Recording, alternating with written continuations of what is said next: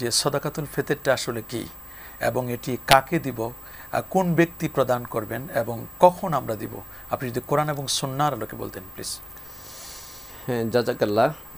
রমজান মোবারক যেহেতু শেষ প্রান্তে আমরা চলে আসছি, এই দশকে সদাকাতুল ফিতর একটি গুরুত্বপূর্ণ অনুষঙ্গ।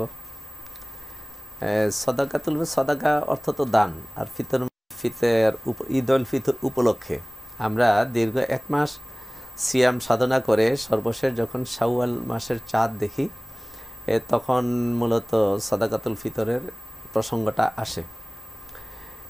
রাসূল পাক সাল্লাল্লাহু আলাইহি ওয়াসাল্লামের উপরে যেই বৎসর রমাদান মোবারকে সিয়াম সাধনা ফরজ হলো, অর্থাৎ হিজরির 2য় বর্ষ, তো 2য় হিজরিতে যখন রমজান মোবারকে রোজা ফরজ হলো, সেই একই বৎসরে রাসূলুল্লাহ সাল্লাল্লাহু আলাইহি ওয়াসাল্লাম সদাকাতুল ফিতর ওয়াজিব করে দিলেন, অর্থাৎ রোজার সাথেই সদাকাতুল ফিতর।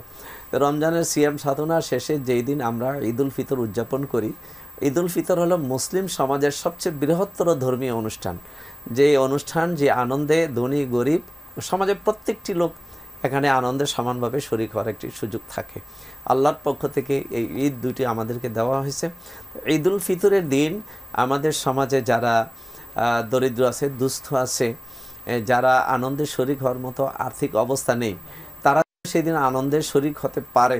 সেই জন্য রাসূলুল্লাহ সাল্লাল্লাহু আলাইহি ওয়াসাল্লাম ধর্মীয়ভাবে আমাদেরকে একটি ইবাদতের সুযোগ করে দিলেন। যারা সদাকাতুল ফিতর আদায় করার মতো যোগ্যতা রাখে, তাদের জন্য একটি বড় ধরনের একটি ইবাদত হচ্ছে এটা, আর্থিক ইবাদত, যাকাতের পরই এটার অবস্থান। যেমন হযরত আব্দুল্লাহ ইবনে আব্বাস রাদিয়াল্লাহু তাআলা আনহুমা যে হাদিসটি বলেছেন, ওখানে বলছেন ফারাদা রাসূলুল্লাহ সাল্লাল্লাহু আলাইহি ওয়াসাল্লাম সাদাকাতুল ফিতর তাওমাতাল লিল মাসাকিন ওয়া তাহারাতান লিসিয়াম মিনাল লাগwi ওয়া রাফাস। এখানে ফারাদা অর্থ শব্দ ফরজ না, নির্ধারিত করে দিয়েছেন। তো রাসূলুল্লাহ সাল্লাল্লাহু আলাইহি ওয়াসাল্লাম এটা নির্ধারিত করে দিয়েছেন এবং তাকিদের সাথেই দিয়েছেন যে এটা যেন আমরা আদায় করি। উদ্দেশ্য এখানে দুইটা, যারা আদায় করবে তাদের স্বার্থ হলো যে সারা মাস যে রোজাগুলো পালন করেছে, এখানে ইচ্ছাই হোক অনিচ্ছায় কোনো ত্রুটি বিচ্যুতি থাকতেই পারে। তো আল্লাহ রাব্বুল আলামিনের কাছে রমজানের রোজাগুলো যাবে, এত প্রিয় একটি আমল, সেখানে কোনো ত্রুটি বিচ্যুতি যেন না থাকে, সেই ত্রুটি বিচ্যুতির ময়লাগুলা ঝেড়ে ফেলে দেওয়া যায়। সেই জন্য রাসূল সাল্লাল্লাহু আলাইহি ওয়াসাল্লাম আমাদেরকে দয়া করে এই একটি সুন্নাহ জারি করে দিলেন যে সদাকাতুল ফিতর আমরা দিলে আমাদের ত্রুটি বিচ্যুতিগুলো রোজা থেকে ধুয়ে মুছে যাবে, পবিত্র হয়ে যাবে। ত্রুটি বিচ্যুতি মিনাল লাগwi ওয়া রাফাস, লাগwi মানে বেহুদা কথা, অহেতুক কথা, এই কথাগুলো আমাদের কিন্তু হয়ে থাকে সমাজে অহরহ।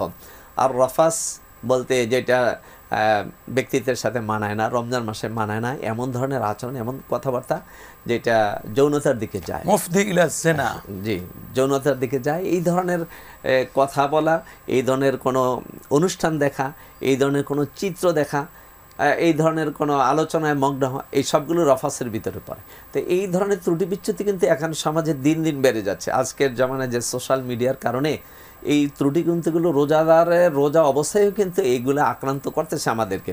তো আলহামদুলিল্লাহ রাসূল সাল্লাল্লাহু আলাইহি ওয়াসাল্লাম সেই ত্রুটিগুলো থেকে মুক্তির জন্য আমাদেরকে একটি পথ দিয়েছেন।